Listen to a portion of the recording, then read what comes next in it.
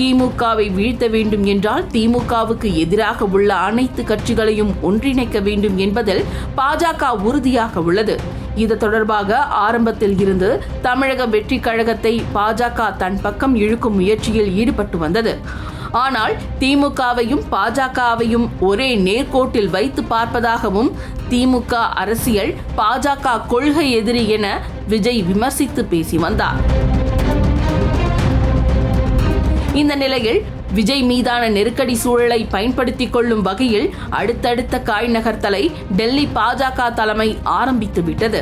இதை தெரிந்து கொண்ட காங்கிரஸ் தலைவர் ராகுல் காந்தி கரூர் சம்பவம் தொடர்பாக முதல்வர் மு.க. ஸ்டாலினுடன் பேசிய கையோடு தாவேகா தலைவர் விஜயுடனும் பேசியுள்ளார் என்று கூறப்படுகிறது.